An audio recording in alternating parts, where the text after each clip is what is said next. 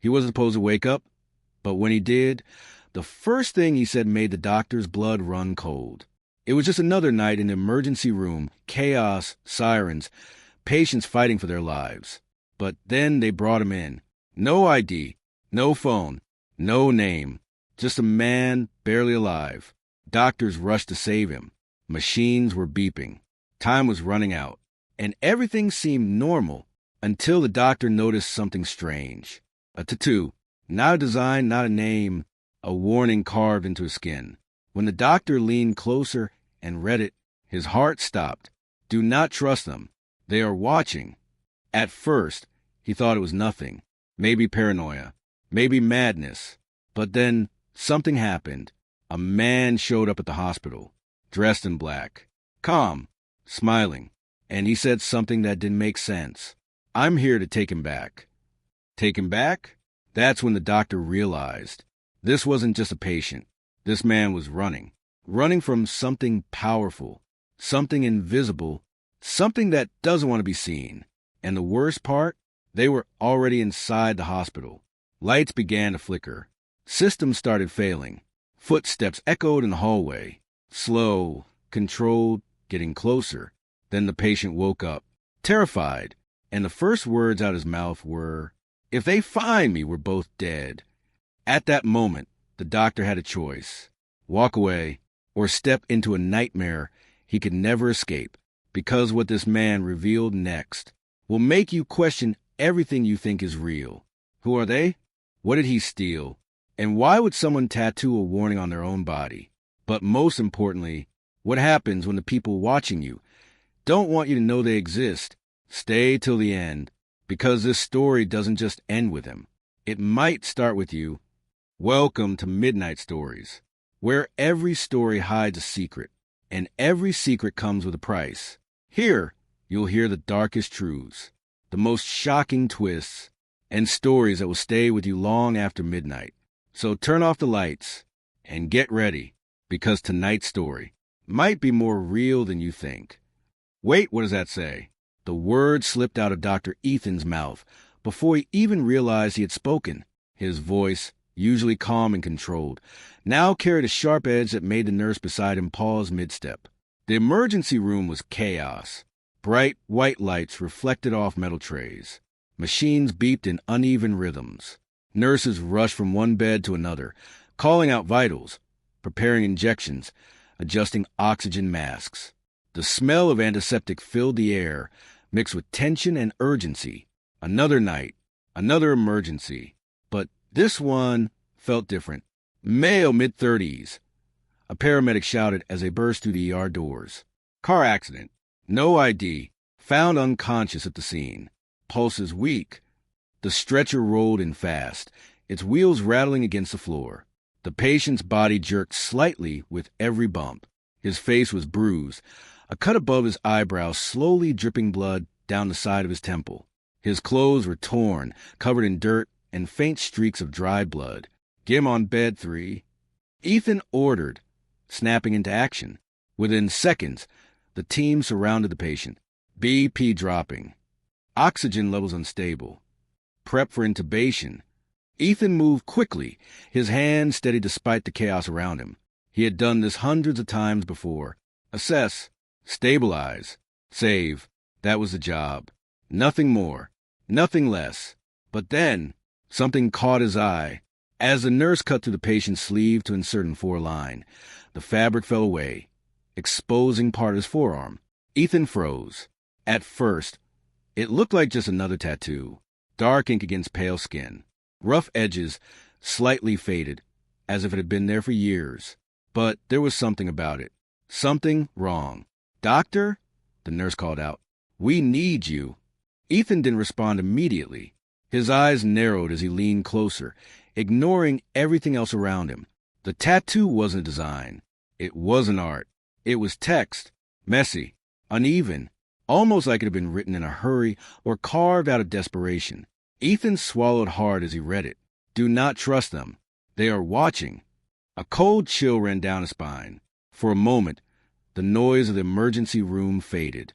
The beeping machines, the shouting staff. It all blurred into the background. All he could see, were those words. "What does that mean?" he whispered under his breath. "Doctor," the nurse's voice snapped him back. "We're losing him." Ethan blinked, forcing himself to focus. "Right. Okay, let's move." He pushed the strange feeling aside, at least for now. "Start fluids. Increase oxygen. I need a full trauma assessment now."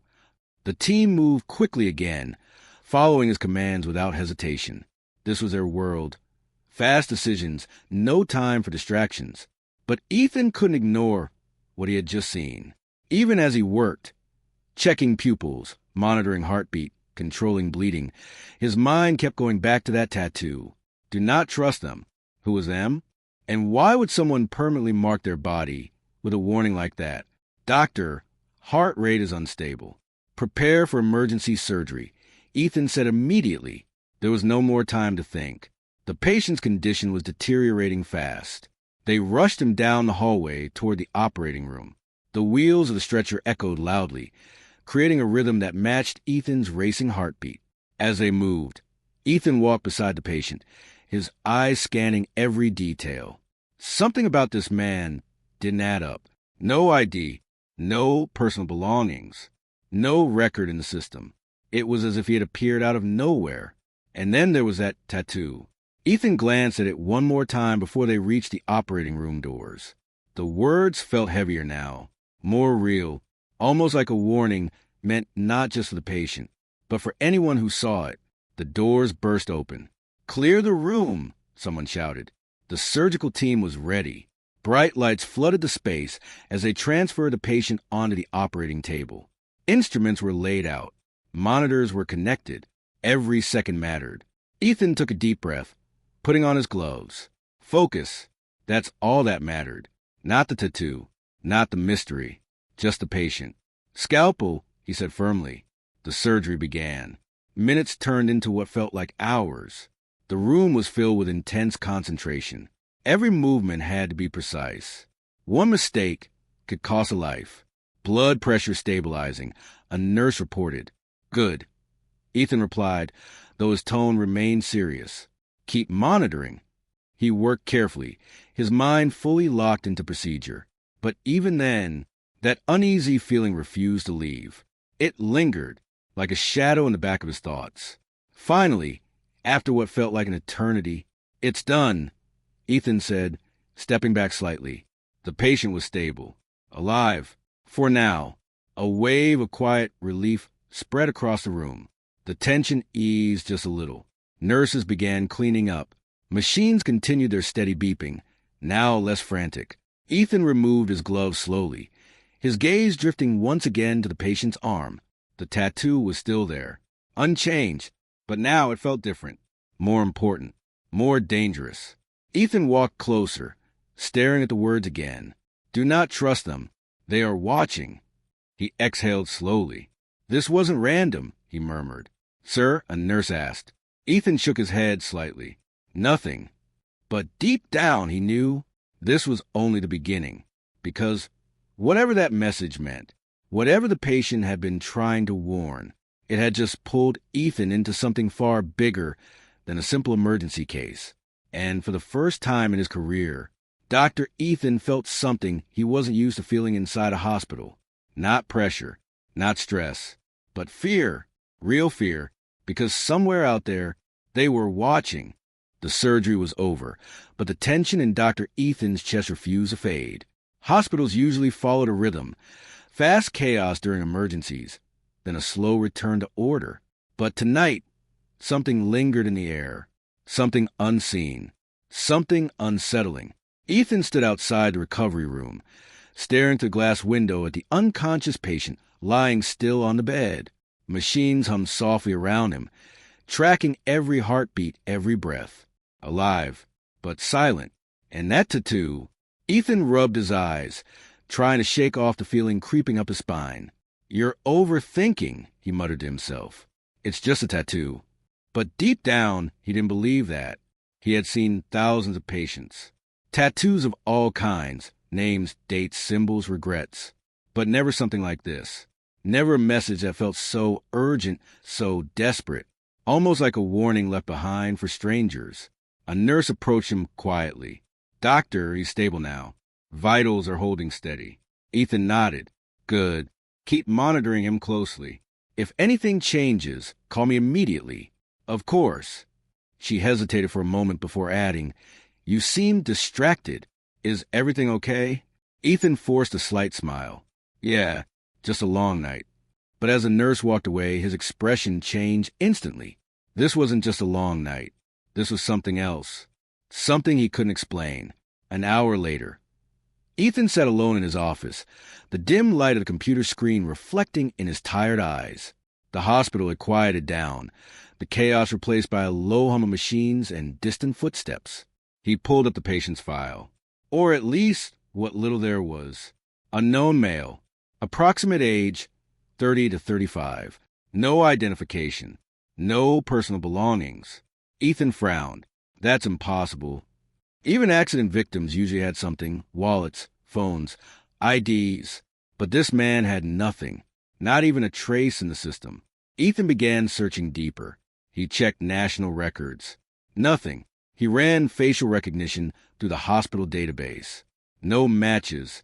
It was as if the man didn't exist. A cold feeling settled in Ethan's stomach. "Who are you?" he whispered. "And more importantly, what are you running from?" His mind went back to the tattoo. Do not trust them. They are watching. Ethan leaned back in his chair, staring at the ceiling. Watching who? He thought. Watching him or watching everyone? Before he could go deeper into his thoughts, a knock came at the door. "Come in." It was one of the reception staff. "Doctor, there's someone asking about the patient from the accident." Ethan sat up straight. "Someone already?" "Yes, but it's a bit strange." "How so?" The staff member hesitated. He didn't give a name. Just said he's here for the patient. Ethan's chest tightened. "I'll come down." The hospital lobby was quieter than usual. Only a few people sat waiting, most of them lost in their own worries. But one man stood out immediately. He was standing near the reception desk. Still, calm, watching. He wore a perfectly tailored black suit. No wrinkles. No signs of stress. His posture was straight, his expression unreadable. Ethan slowed his steps. Something about him felt wrong. "Are you looking for the patient from the accident?" Ethan asked, approaching carefully. The man turned his head slowly, his eyes locking onto Ethan. For a brief moment, neither of them spoke.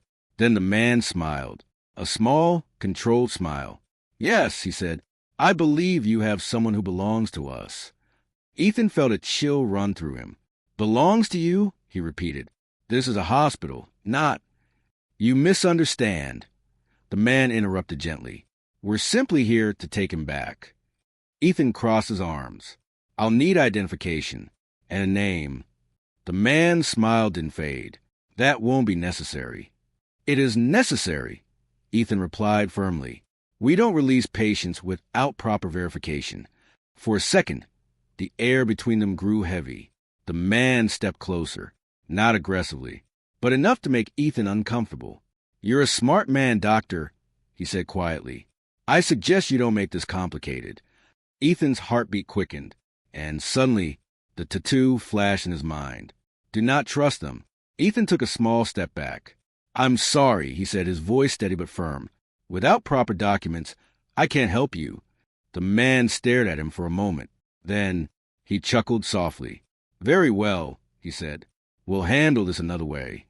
And just like that, he turned and walked toward the exit. No argument. No resistance.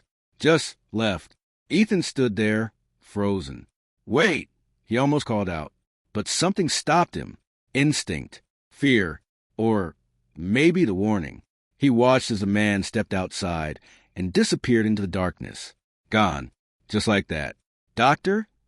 The receptionist's voice broke the silence. "Should we call security?" Ethan blinked, snapping out of it. "Yes," he said quickly. "And keep an eye on all entrances. If that man comes back, I want to know immediately." "Of course." As Ethan turned to leave, his mind was racing. Everything was connecting now. The missing identity. The strange tattoo. The man in the black suit. They are watching. Ethan stopped walking. A terrifying thought hit him. What if, he whispered, they already are? He slowly looked around the lobby. People sitting, phones in hands, cameras in corners, screens everywhere, watching, recording, tracking. Ethan's breathing became heavier. This wasn't just a random patient anymore. This was something bigger, something dangerous. And somehow, he was now part of it. As he made his way back toward the patient's room, one thing became painfully clear. The warning wasn't just for the patient. It was for anyone who got involved. And now, it was too late for Ethan to walk away. The morning arrived, but it didn't bring relief. For Dr. Ethan, the hospital felt different now. The same hallways, the same machines, the same routines. But everything carried a strange tension, like something invisible was lurking just beneath the surface. He hadn't slept, not even for a minute. The events from the night kept replaying in his mind. The tattoo, the unknown patient, and most of all, the man in the black suit. I believe you have someone who belongs to us. Those words didn't sound normal. They didn't sound human. They sounded like ownership, like control. Ethan stood outside the patient's room again, staring through the glass. The man was still lying there, unmoving, connected to machines that kept track of his fragile condition. "Who are you?" Ethan whispered again. But this time, he got an answer. A sudden, sharp sound interrupted the silence. Beep, beep, beep. The heart monitor changed rhythm. Ethan's eyes widened. He rushed inside immediately. "Call the nurse," he shouted. But before anyone could respond, the patient's fingers twitched. Then his eyes opened, wide, alert, terrified. Ethan froze for a split second, then stepped closer. Hey, it's okay," he said calmly. "You're safe. You're in a hospital." The man's breathing became rapid. His eyes darted around the room, scanning every corner, every shadow. "No," he whispered weakly. "No, I'm not safe." Ethan felt a chill run through him. "You've been in an accident," Ethan continued gently. "We operated on you. You're stable now." The man suddenly grabbed Ethan's wrist. Tight, too tight for someone in his condition. Ethan winced slightly, surprised by the strength. "You don't understand," the man said, his voice low but urgent. "If they find me here, it's over." Ethan swallowed. The tattoo. The warning. It was all real. "Who are they?" Ethan asked carefully. The man hesitated. His grip loosened slightly, but his eyes stayed locked onto Ethan's. "You saw it, didn't you?" he said, glancing toward his arm. Ethan nodded slowly. "Yes." The man closed his eyes briefly, as if accepting something he had been trying to avoid. "I didn't have time," he said. "That was the only way to leave a message." "A message for who?" "For anyone," he replied. "Anyone who found me before they did." Ethan's heartbeat grew louder in his ears. "Start from the beginning," he said. "Who are you?" The man took a shaky breath. "I used to work for them," he said quietly. "For who?" "They don't have a name. Not officially. They operate in the shadows. They're not government, but they control people inside the government. They're not police, but they have access to everything the police have." Ethan frowned. "That doesn't make sense." "It's not supposed to," the man replied. "That's how they stay hidden." The room suddenly felt colder. "What do they do?" Ethan asked. The man looked at him, his expression filled with something deeper than fear. "Everything," he said. "Surveillance, control, information. They watch people, track them, decide who matters and who disappears." Ethan's mouth went dry. "Disappear?" The man nodded slowly. "If you become a problem, you don't exist anymore." Ethan stepped back slightly, trying to process everything. "This sounds insane," he said. "Why would they be after you?" The man's eyes darkened. "Because I made a mistake," he said. "What kind of mistake?" "I stopped following orders." Silence filled the room. "And then?" Ethan asked. The man looked toward the door, as if expecting someone to walk in at any moment. "I found something I wasn't supposed to find," he said. "Files, data, names, people they've been watching for years." Ethan leaned in closer. "What kind of people?" "Doctors, journalists, politicians, ordinary citizens, anyone who could become a threat." Ethan felt his chest tighten. Why would they watch ordinary people? The man gave a weak, bitter smile. Because sometimes ordinary people become dangerous when they learn too much. Ethan's mind raced. This wasn't just a conspiracy anymore.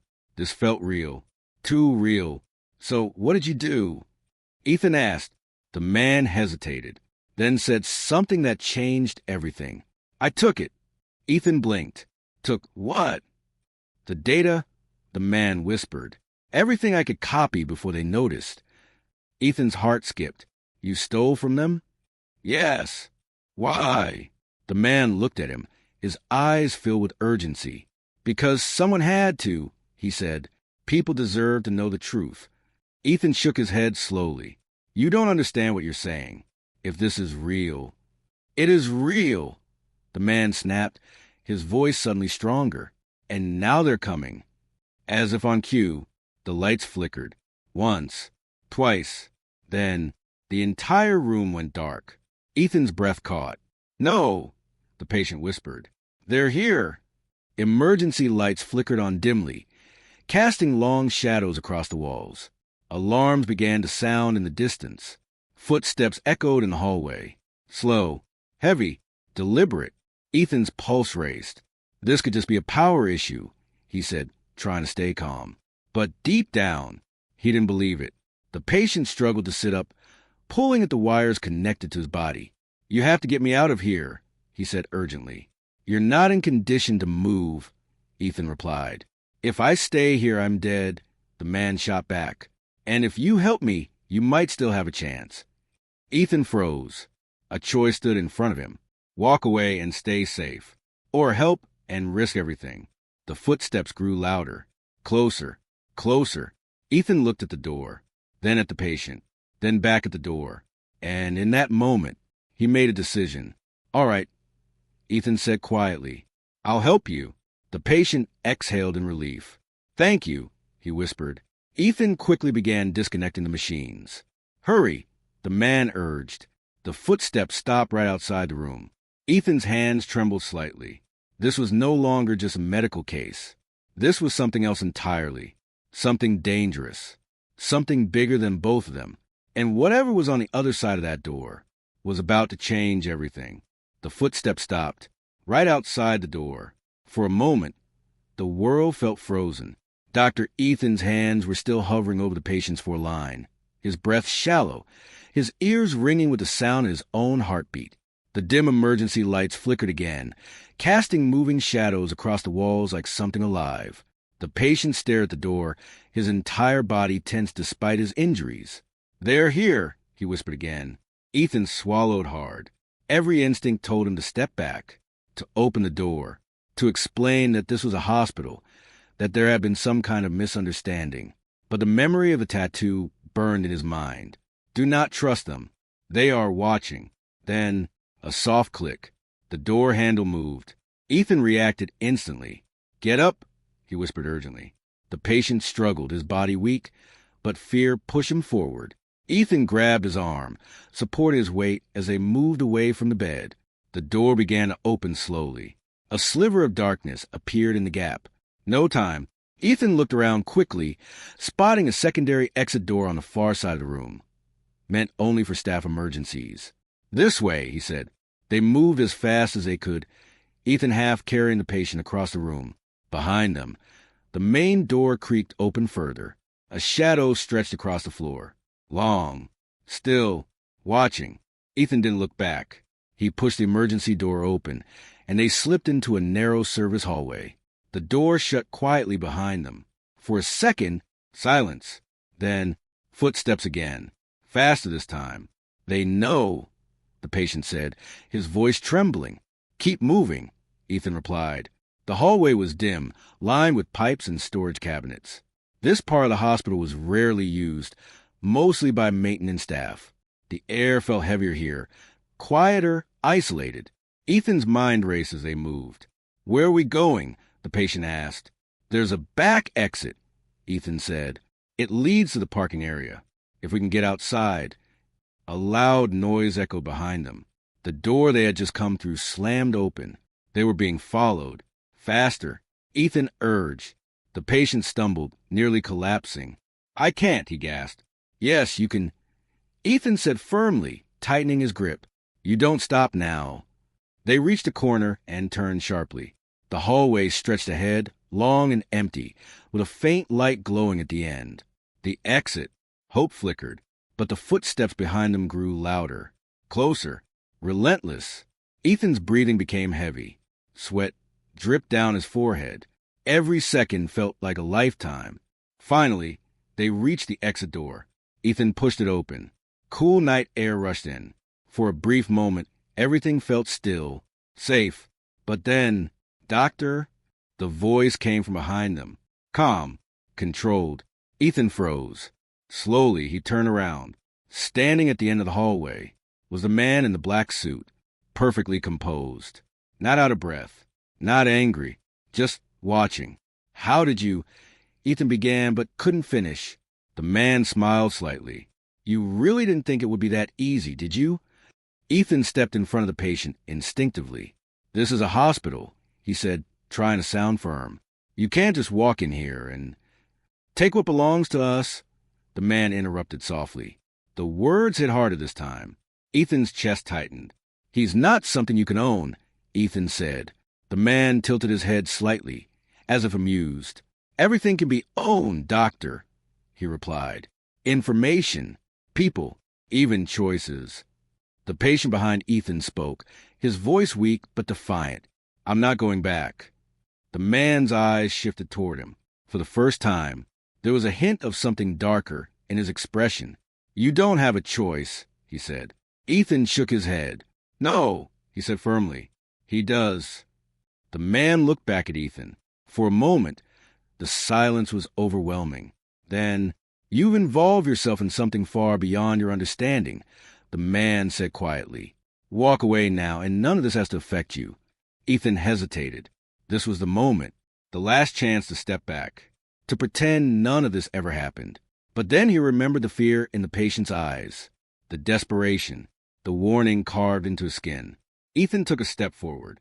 "People don't tattoo warnings on themselves unless they're real," he said. The man's smile faded, very slightly, but enough. "And sometimes," Ethan continued, "doing nothing is the same as helping the wrong side." The air grew heavy again. Then, in the distance, sirens, loud, approaching fast. The man in the black suit glanced toward the sound. For the first time, there was a crack in his calm demeanor. Red and blue lights began flashing outside, reflecting faintly into the hallway. Police. Real police. Ethan hadn't even realized when he had triggered the silent alarm earlier during chaos. The man looked back at Ethan. A long pause. Then he smiled again, but this time it felt different. Colder. "We'll meet again, doctor," he said. And just like that, he turned and walked away. No rush. No panic. Just gone. The footsteps faded into the darkness. Ethan stood there, frozen, trying to process what had just happened. The sirens grew louder, filling the space with sound and light. The patient behind him suddenly collapsed. Ethan caught him just in time.